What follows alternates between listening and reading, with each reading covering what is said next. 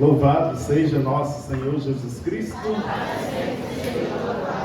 Você que está com a arma mais poderosa que existe, a Palavra de Deus, a Bíblia Sagrada, abra comigo em Isaías 59. Eu vou pegar de uma parte que Moisés falava e vou dar continuidade. Nós vamos abordar o tema agora: dai-nos Espírito Santo, o dom da unidade. Hoje se realiza algo que Deus já fala há algum tempo, mas principalmente esse ano, rezando com o ministério, rezando com o núcleo do nosso grupo de oração, rezando também com algumas pessoas da renovação, e Deus falava que quer realizar algo grande.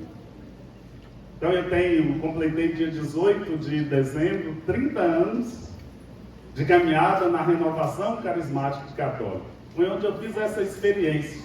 Mas nesses 30 anos, Deus permitiu, eu sou servo na igreja, a partir da renovação carismática católica.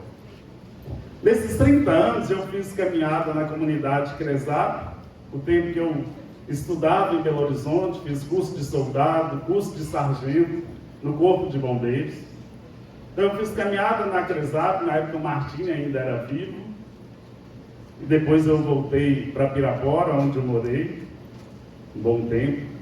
Lá em Pirapora eu ajudei também como cofundador da Missão Beracá, o tempo que eu tive lá. Hoje tem 6 anos que eu participo da Comunidade Católica Shalom, que é uma obra de difusão. Eu coordenei durante 5 anos essa obra de difusão, agora é minha esposa, Liane, que coordena.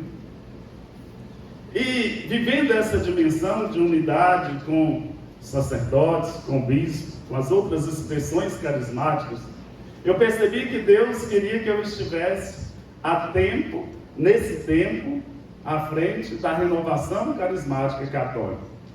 Então, quando eu estou aqui para falar, é nesse tempo de 30 anos de caminhada, de vida na igreja, esse tempo que Deus me permitiu desde 2021, eu sou o 2º tenente do Corpo de Bombeiros, estou na reserva. Então, Deus me chamou na profissão, um dia rezando, Ele falou o seguinte para mim, que na profissão Ele me chamou a salvar vidas, na missão a salvar almas. Na profissão, Deus me chamou a conhecer o fogo, a combater o fogo. E na missão, a clamar o fogo do céu, o Espírito Santo. Então, desde 2021, eu estou para servir o Senhor. Lógico que sou casado, tenho a minha esposa, tenho 3 filhos de um primeiro casamento. E tudo aquilo que aconteceu, depois de um tempo tentando viver a reconciliação, pelas questões que aconteceu, de adultério e tudo, foi necessário a separação, entrar em processo de nulidade. Então toda essa história de vida, de viver essas situações, mesmo até a questão de família, outras questões, Deus quis me mostrar que nós só conseguimos vencer as coisas através da unidade, através de estar na presença do Senhor. Sem o batismo no Espírito Santo, sem viver a unidade, nós não conseguimos nada. E a unidade precisa amar, precisa perdoar. Talvez você já ouviu essa expressão, mas a nossa vida em comunidade, no grupo de oração, às vezes até em família, quando nós rezamos, é como se tivesse um saco cheio de gatos. A única diferença é um balaio de gatos, um saco de gatos, mas ali cheios do Espírito Santo. E diante de tantas situações, teve algumas coisas, eu vou abrir um parênteses, à tarde eu vou fazer uma apresentação sobre o CARES do PowerPoint, mas em relação à comunidade da renovação carismática, teve um bispo que falou, bem lá no início da renovação, que a renovação, ela tinha um prazo limitado, e que ela iria acabar e ficaria só as outras expressões carismáticas. Esse aí já teve ali uma cisão, uma divisão, Até pelas comunidades esperaram, a renovação um dia vai acabar, ou esse povo vem para a nossa comunidade, ou então eles não vão nem participar de nada. A renovação vai acabar. Teve um bispo que falou, não aqui do Brasil. Mas o Papa João Paulo II, ele vai dizer que, ele diz assim, uma frase, isso foi o bispo. Mas o Papa João Paulo II vai dizer, na vigília de Pentecostes, em 1979, vida longa aos carismáticos. Essa é a palavra de um santo, de um Papa. O Papa Paulo VI, a renovação carismática é uma oportunidade para a igreja e para o mundo. Também já vi tantas situações de nós, ali do grupo de oração, e às vezes atacar as comunidades, às vezes porque algum servo decidiu ali no chamado dele para ir para aquela comunidade, de se dedicar àquela vida, e aí cria essa situação. Também já vi situações, às vezes em algumas outras dioceses, principalmente lá, para citar um aqui, né, na Groenlândia, que às vezes aquela comunidade vai ali no grupo de oração, não para levar Jesus Cristo, mas quer ali fazer panfletagem para poder levar pessoas para a sua comunidade. Já passamos por todas essas situações, só citar alguns, mas já foi declarado esse tempo novo. E por que foi declarado esse tempo novo? Abra comigo Isaías, ou se você já abriu, 59, 15, 59, versículo 15, depois do 17 ao 21. Ou melhor, do 15 ao 17 e depois ao 21. Está escrito assim na edição da Ave Maria. Desaparecida a boa fé, ficou desapontado aquele que se abstém do mal. O Senhor viu com indignação que não havia mais justiça. Viu que aí não existia pessoa alguma e admirou-se de que ninguém interviesse. Então foi seu próprio braço que lhe veio em auxílio e a sua justiça que lhe serviu ao apoio. E continua as armas espirituais, vestiu a justiça como uma couraça, pôs sobre a cabeça o capacete da salvação, revestiu-se da vingança como de uma cota de armas, e envolveu-se de zelo como de um manto. Versículo 21. Eis minha aliança com eles, diz o Senhor. Meu espírito que sobre ti repousa, e minhas palavras que coloquei em tua boca, não deixarão teus lábios, nem os de seus filhos, nem os teus descendentes, diz o Senhor, desde agora e para sempre. Palavra do Senhor.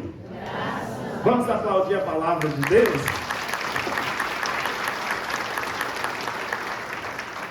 Diante de tudo aquilo que o Moisés foi trazendo de realidade, de exemplo, o Senhor viu essa dimensão aqui no versículo 16. E admirou-se de que ninguém interviesse. Então foi o seu próprio braço que ele veio em auxílio. Tudo que está acontecendo aqui é uma intervenção de Deus. Intervenção de quem? De Deus. É lógico que Deus suscita pessoas naquele momento. Deus colocou, por exemplo, olha as coisas que Deus permitiu fazer, é graça dele. Até pouco tempo, o nosso diretor espiritual era o Padre Nivaldo. Deus quis que o Padre Rodrigo estivesse. Até pouco tempo, nós não tínhamos essa situação do Carlos, nenhum representante. Deus suscitou e colocou que o Dom Daci colocasse o Moisés. Deus quis que nesse tempo, por uma provisão do sucessor dos apóstolos, então tinha uma provisão para estar nesse tempo. Eu sou servo na igreja através da renovação carismática católica, mas nesse tempo Deus quis que eu estivesse como coordenador arquidiocesano. Toda a intervenção foi de Deus, mas Ele colocou essas pessoas, colocou o sacerdote, colocou o Moisés, colocou para que pudéssemos nos unir. E o lindo de todas essas coisas, a providência divina, Ele quis realizar isso em quê? No ano jubilar. no ano jubilar. Pegando alguma referência, é breve, só para a gente entender o ano jubilar, sem aprofundar, tem uma cartilha da Arquidiocese, mas o ano jubilar, também chamado de ano santo, mais do que um simples marco temporal, é um convite para aprofundar o nosso relacionamento com Deus. Então, a primeira dimensão do ano jubilar é o quê? É um convite para aprofundar o nosso relacionamento com Deus. O jubileu se apresenta como um tempo de conversão, penitência e renovação espiritual. É isso que o Senhor está fazendo. Um momento em que a igreja nos chama a retornar ao essencial da fé. O Papa Francisco ele explicou o significado do ano jubilar, herdado da rica tradição bíblica, como um tempo favorável e propício para colocar a reconciliação com Deus e uns com os outros de volta no centro da vida. Aquilo que Moisés pregava, eu nem sabia que eu tinha pegado essa dimensão, ia falar nessa situação, mas então nós estamos nesse tempo favorável, que nós nos unimos, Deus permitiu, e ainda o ano jubilar.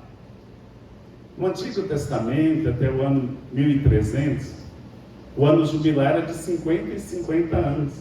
Aí a igreja, ela que Deus deu a autoridade de abrir e de fechar, passou o ano jubilar de 25 em 25 anos. Porque muitas pessoas não viviam mais ali de 25 anos, dependendo da data que ele, por exemplo, se aconteceu, esse ano é o ano jubilar, e a pessoa nascesse o ano que vem, então o próximo ano jubilar é daí 49 anos. E aí na sabedoria de Deus, a igreja passou o ano jubilar ordinário de 25 em 25 anos. Ainda tem algum momento que a igreja, Deus inspira o ano jubilar extraordinário. Mas nós estamos no ano jubilar ordinário. Então, nesses momentos, a Igreja Católica deseja lembrar a importância de repensar a própria existência e pedir perdão por suas falhas, na certeza de que o Deus da misericórdia e da compaixão vem nos encontrar e nos reconciliar. Então, tudo aquilo que Deus inspirou para Moisés, além de ser profético, está alinhado com o ano santo. Esse ano que nós estamos vivendo, esse ano jubilar, está alinhado com aquilo que é a vontade de Deus. Ele citou alguns versículos, eu quero citá-lo novamente, só para a gente memorizando, para depois eu entrar na dimensão do Espírito Santo, o dom da unidade. Então ele citava o Salmo 132 ou 133, depende da edição da Bíblia. Ó, como é bom, como é agradável para irmãos unidos viverem juntos. E aí eu vou citar alguns versículos bíblicos, e pegando um pregador que a gente está fazendo amizade, às vezes quando a gente cita vários versículos bíblicos, aí a gente está ensinando a Bíblia, tem que fazer um kits, né? Um pregador que a gente está conhecendo. Lá em Efésios 4, versículo 3, vai ter texto que eu vou pedir para você pegar. Mas eu queria citar esses textos para ficar bem no coração. Sede solícitos em conservar a unidade do Espírito no vínculo da paz. Sede solícitos. Tem gente que é solícito para difundir o mal, para gerar divisão, para gerar contendas, para dizer que não vai dar certo. Mas o Senhor está pedindo hoje, nessa continuidade, sede solícitos em conservar a unidade do Espírito Santo, no vínculo da paz. Efésios 4, versículo 13, está assim: até que todos tenhamos chegado à unidade da fé e do conhecimento do Filho de Deus, até atingirmos o estado de homem perfeito, a estatura da maturidade de Cristo. Se nós buscarmos a unidade, se nós buscarmos viver essa graça do Espírito Santo, nós vamos chegar ao quê? À maturidade espiritual. Nós vamos atingir aquilo que é o desejo de Deus. Nós só vamos atingir a maturidade espiritual segundo Jesus Cristo, se lutarmos para viver a unidade. Em Filipenses 2:2 está escrito: completai a minha alegria, permanecendo unidos, tende o mesmo amor, uma só alma e os mesmos pensamentos. Abram comigo Mateus 18, 19 e 20. Mateus 18, 19 e 20. Encontraram? Os mais bonitos são aqueles que encontram na Bíblia primeiro. Moisés falou ali que os mais bonitos são aqueles que trazem a Bíblia e que encontram primeiro, que aí tem intimidade com a palavra de Deus. Então, Mateus 18, 19 e 20 está escrito assim: digo-vos ainda isto, se dois de vós se unirem sobre a terra para pedir, seja o que for, o conseguirão de meu Pai que está nos céus. Porque onde dois ou três estão reunidos em meu nome, aí estou no meio deles. Então, nesse texto bíblico, digo-vos ainda isso, se dois de vós se unirem, se estiverem de comum acordo, se colocarem de comum acordo, tudo aquilo que nós pedirmos sobre a terra será concedido e nós conseguiremos por causa de Deus. Abram comigo Eclesiástico.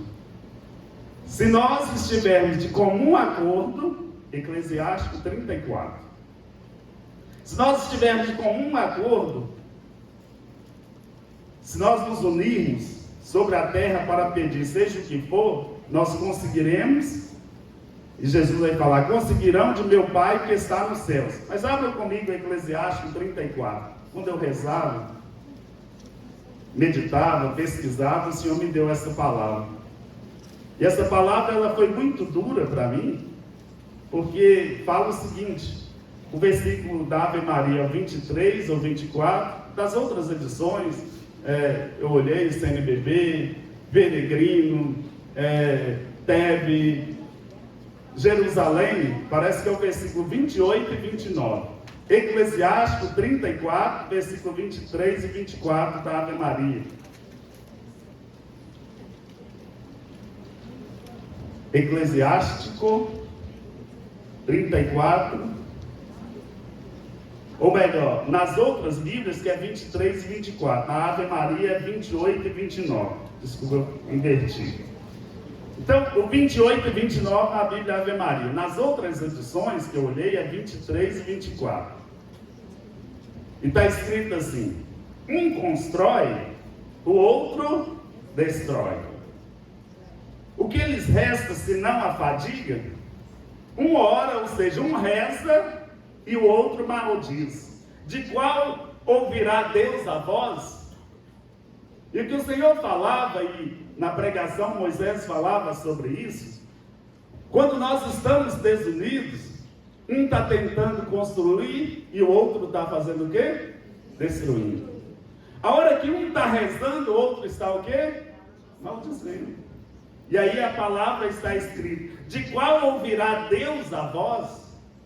Então, se nós não estivermos unidos, vai ficar desse jeito.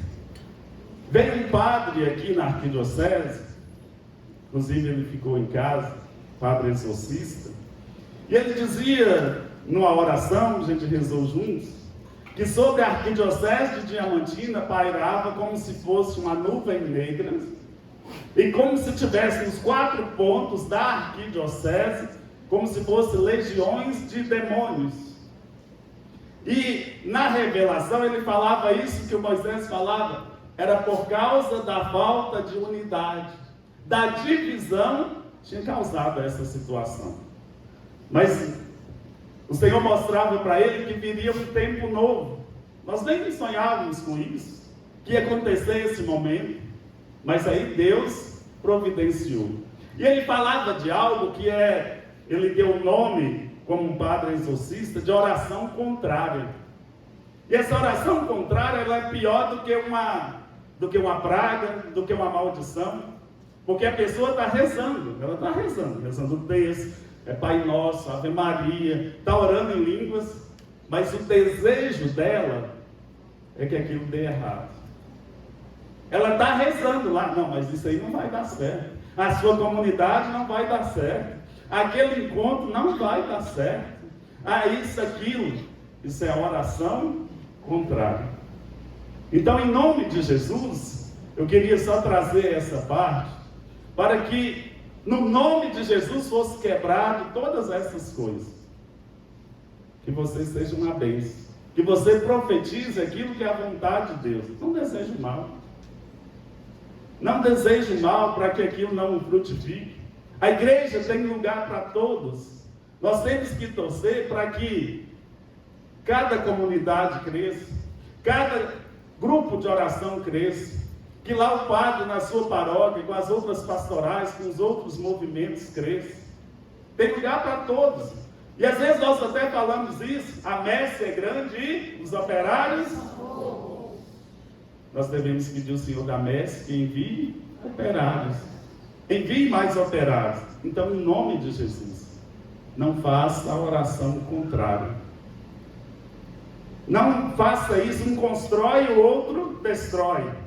Um reza, o outro lança maldição. Não podemos fazer isso. Abra comigo, Judite, capítulo 4. É o último texto sobre essa questão da unidade que eu ainda queria falar. Judite.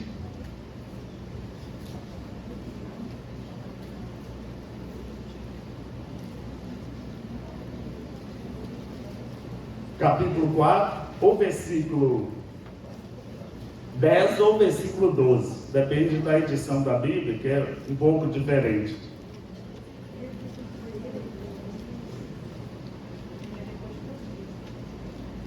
Quem está com a edição da Ave Maria, 531, está escrito assim: Judite, está ali perto de Tobias, de Esther, depois de Esdras e Neemias, ali antes de Macabeus, está escrito assim: unidos de coração e de alma, clamaram ao Senhor que não entregasse seus filhos à rapina do vencedor, suas mulheres à devassidão, suas cidades ao extermínio, seu templo à profanação, e não permitisse que eles próprios se tornassem o opróbrio das nações pagãs.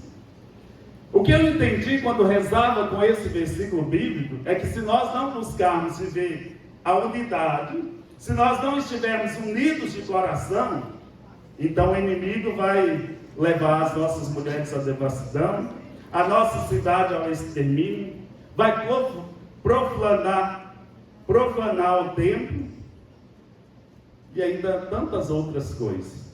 Você compreende a gravidade disso? Então eu e você, nós somos responsáveis para viver essa unidade. A unidade com a pessoa que eu convivo, no meu grupo de oração, na minha comunidade, na minha paróquia. Vamos ler juntos, quem está com a edição da Ave Maria?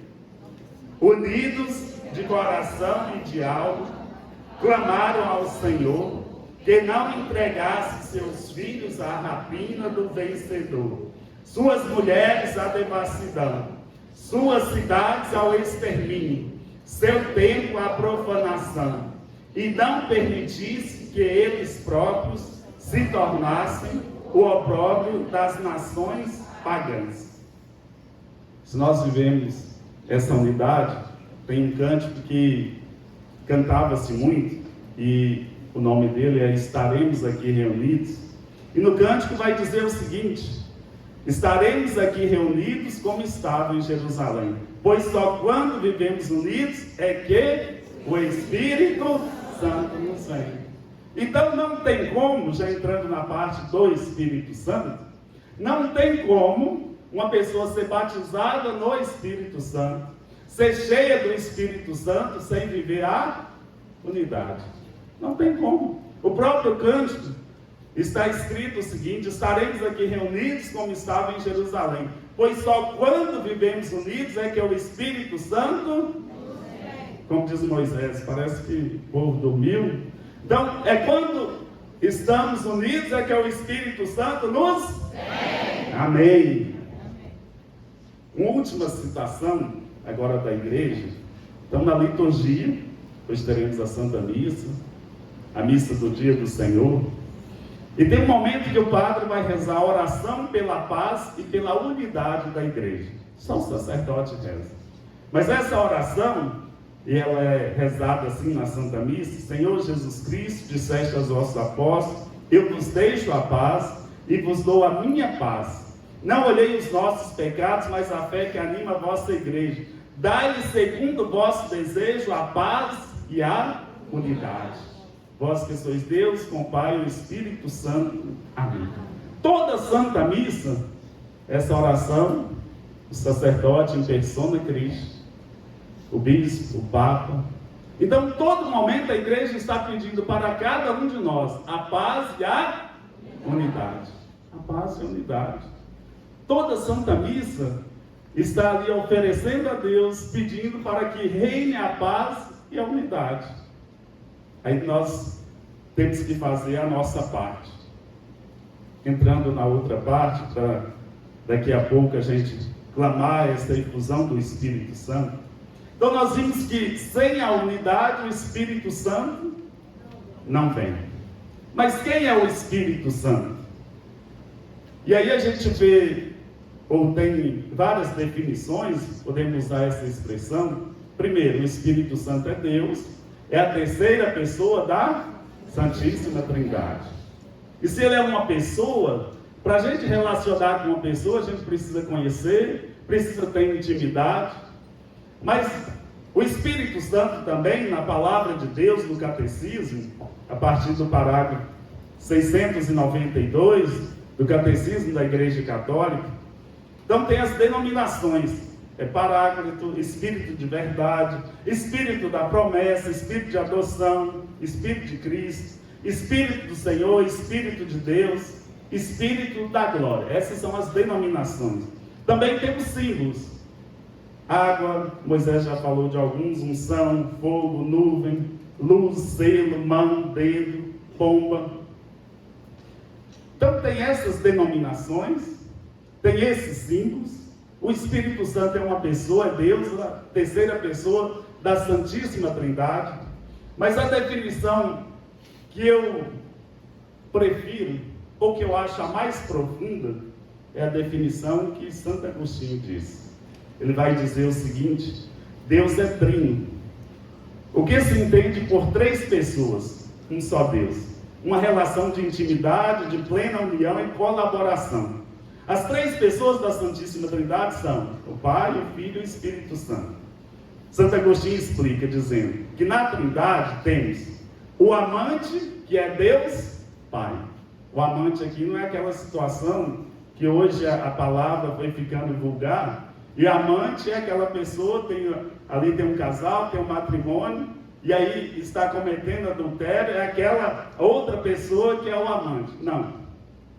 O amante aqui é no sentido original da palavra. Deus é aquele que nos ama. E esse amor não é esse amor simples, não. É amor verdadeiro, porque Deus é amor. Então Deus é aquele que ama.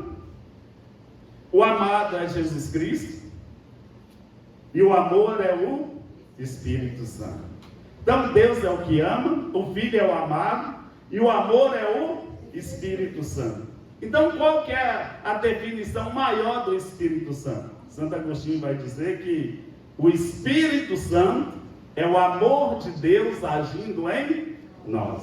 Vamos repetir? O Espírito Santo é o amor de Deus agindo em nós. Então, pode ser melhor. O Espírito Santo é o amor de Deus agindo em nós.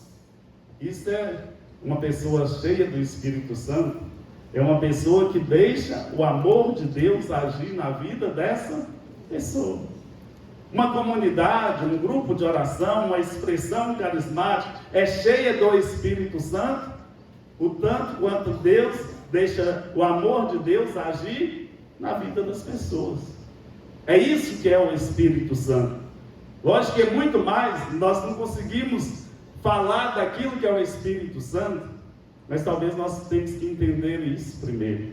Às vezes fala-se tanto de carismas e é importante abrir aos carismas, aos frutos, às virtudes, aos dons infusos que recebemos no batismo, aos dons efusos. Mas é importante sabermos que o Espírito Santo é o quê? O amor de Deus agindo em nós.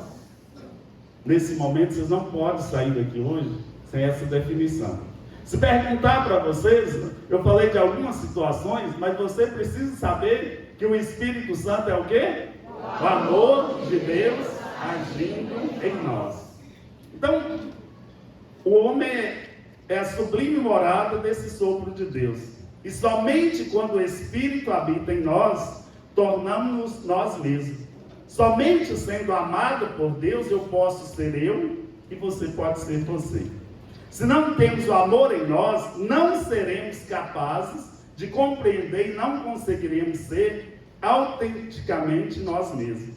Só o amor de Deus, que é o Espírito Santo, pode nos tornar aquilo que somos. Só o amor de Deus, que é o Espírito Santo, pode tornar aquilo que nós somos. Em Romanos 5, um texto, talvez você já ouviu falar, mas é importante citar nesse momento. Lê como está na palavra, está escrito assim: e a esperança, nós estamos vivendo o ano jubilar, peregrinos na esperança, e a esperança não engana, porque o amor de Deus foi derramado em nossos corações pelo Espírito Santo que nos foi dado. Então o amor de Deus foi derramado em nossos corações pelo Espírito Santo que nos foi dado. O Espírito Santo é o amor de Deus agindo em nós. É importante a gente viver e saber essa dimensão. Então, com o Espírito Santo, nós não teremos mais medo. E aí tem aquela passagem de 1 João 4,18, está escrito: no amor não há medo. Antes, o perfeito amor lança fora o medo. Se tenho o Espírito Santo, sou capaz de amar-me e amar o outro. Se eu busco esse amor de Deus agindo na minha vida, aí mesmo que já aconteceram as feridas, que Deus já me tocou, me curou, mas aí a pessoa sempre fica com o pé atrás.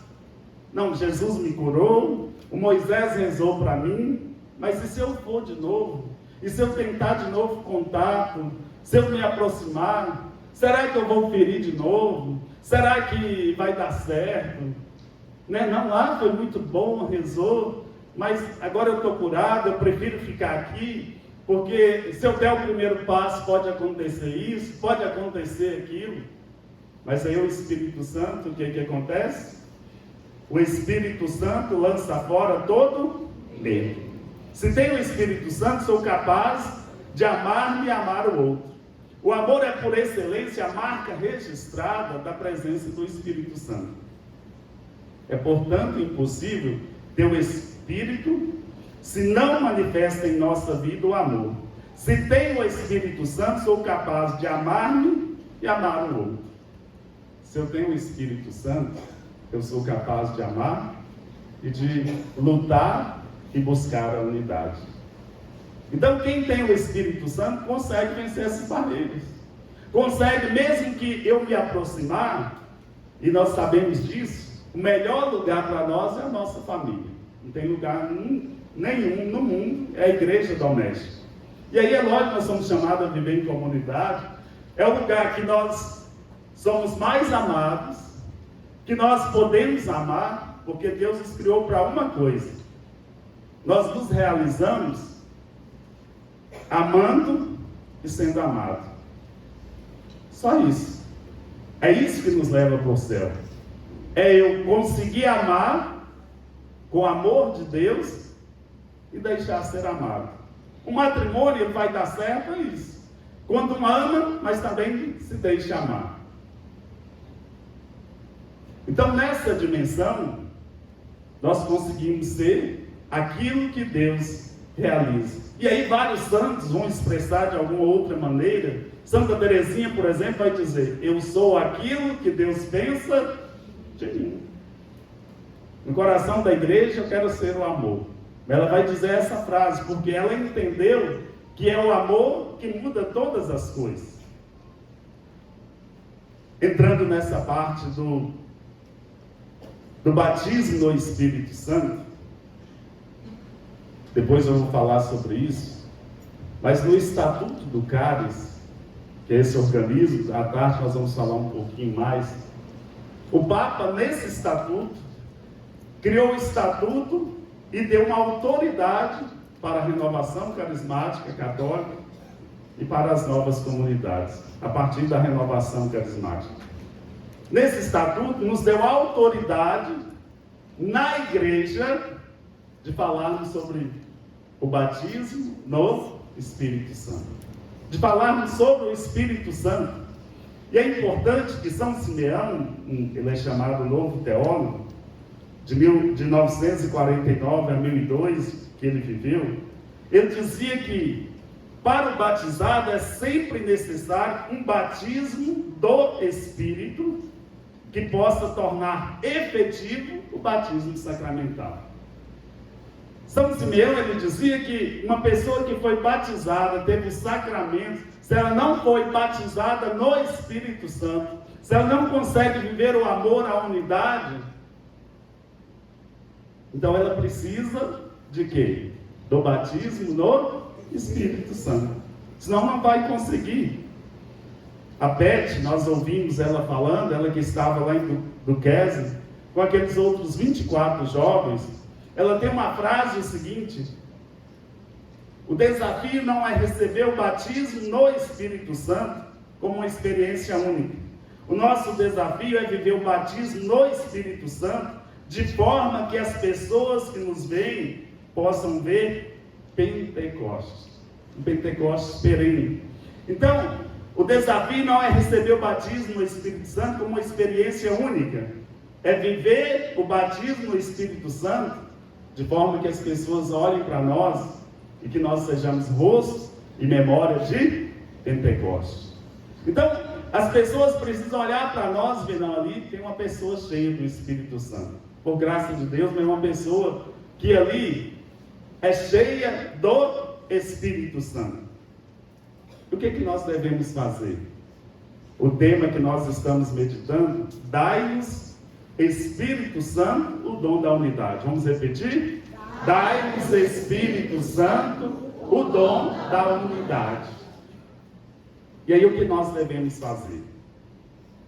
É lógico que o ideal seria que todo cristão fosse cheio do poder do Espírito Santo para tudo que se fizesse na igreja, na vida. No Catecismo da Igreja Católica, no parágrafo 2819, Catecismo da Igreja Católica, parágrafo 2819, está escrito assim: os últimos tempos que estamos vivendo são os tempos da efusão do Espírito Santo. Primeiro, eu e você, nós não podemos ter dúvidas do batismo ou da efusão do Espírito Santo, usa essas duas expressões, porque está nos documentos oficiais da igreja, naquele que é o principal documento da nossa doutrina, que compila ali toda a doutrina. Então, repetindo, os últimos tempos que estamos vivendo são os tempos da efusão do Espírito Santo. E aí São Paulo vai dizer em alguns textos, lá na carta de Coríntios, 1 Coríntios 12, se você quiser abrir, 1 Coríntios 12, versículo 1, estamos já na Bíblia Ave Maria, 1476,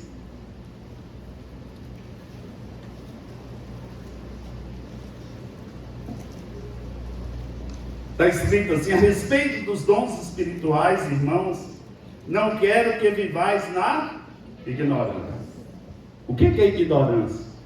Ignorância não é, fulano é ignorante. Às vezes a gente usa a expressão, desculpa, é burro. Não. Ignorante aqui é falta de conhecimento. Sempre que tem o termo na palavra de Deus, ignorância é o quê? A pessoa que não buscou conhecer, não buscou intimidade, não quis buscar isso para a sua vida. 1 Coríntios 14, versículo 12.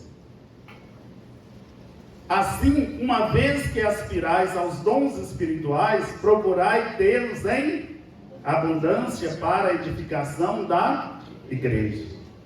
Então, quando nós buscamos, primeiro, eu não posso falar que desconheço, que não preciso, mas se eu busco, eu preciso ter em abundância. O que é abundância? O que é uma pessoa cheia do Espírito Santo? É uma pessoa que tem um Espírito Santo que transborda. O Espírito Santo, e uma das denominações é como a água. Por exemplo, se eu tenho uma vasilha, essa vasilha aqui de água, e aí eu encho ela até, se eu colocar uma gota, ela transborda. Ela está completamente cheia. Mas cheia ela não vai molhar nada, não vai tocar lugar nenhum.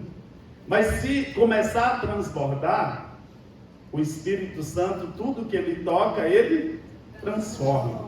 Então o Espírito Santo, tudo que ele toca, ele transforma. Então é preciso que estar transbordando do Espírito Santo. Então quando você rezar, pelo amor de Deus, você vai pedir ao Senhor essa graça que você quer transbordar do Espírito Santo.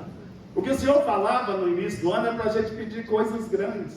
E a primeira que Ele quer que nós peçamos é: eu quero a graça do Espírito Santo, aquilo que é a vontade de Deus, aquilo que é para esse tempo que eu possa transbordar. Uma pessoa que transborda no Espírito Santo, na casa dele acontece conversões, transformações, porque quem convence e converte é o Espírito Santo.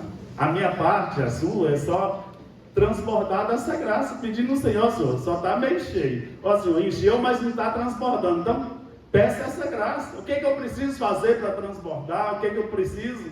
Mas permita, Senhor, que essa graça transborde. A sua casa vai mudar, o seu grupo de oração, a sua comunidade, a paróquia, seja qualquer lugar, vai transbordar. O documento de Aparecida, no parágrafo 548, é o último documento, quando os bispos da América Latina se reúnem. A última vez que reuniu, então, o Papa Bento XVI fez a abertura, foi em Aparecida. E lá nesse documento, o documento oficial para a Igreja da América Latina, está escrito assim: não podemos deixar de aproveitar esta hora de graça. Necessitamos de um novo Pentecostes. É documento da igreja. Se Deus está falando através dos documentos, é porque ainda nós não vivemos esse Pentecostes do jeito que Deus quer.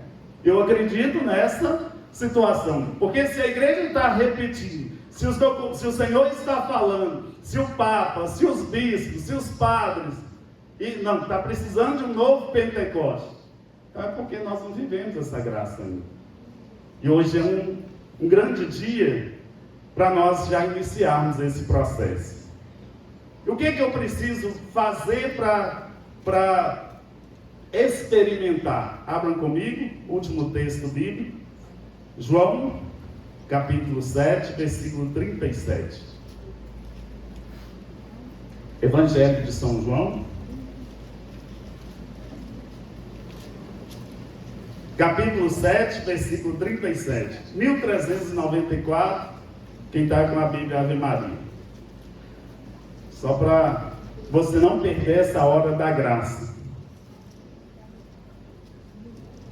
Está escrito assim: no último dia, que é o principal da festa, estava Jesus de pé e clamava: se alguém tiver sede, venha a mim e beba. Quem crê em mim, como diz a Escritura, do seu interior manarão rios de água viva. Para viver essa graça, nós precisamos de ter algumas atitudes. A primeira é querer desejar. São Boaventura, um grande santo, doutor da igreja, ele vai dizer o seguinte: o Espírito Santo vai aonde é esperado, desejado e amado. Se você quer que Pentecostes aconteça hoje, como nós vimos no vídeo, Pentecostes é hoje, então eu e você precisamos esperar, desejar e amar o Espírito Santo. Quais são as três atitudes? Esperar, desejar e amar. Repetindo a frase São Boaventura, o Espírito Santo vai lá aonde é esperado, desejado e amado. Vamos repetir? O Espírito Santo vai lá onde é esperado, desejado e amado. Então convido você a ficar de pé. Nós já vamos clamar o Espírito Santo. Eu quero te fazer essa pergunta. Você espera essa graça hoje? Sim. Você deseja do fundo da sua alma, do seu coração? Sim. Você ama o Espírito Santo? Sim. Então eleve os seus braços. Nós já vamos preparando para pedir essa graça. Nós já vamos começando com o cântico para nos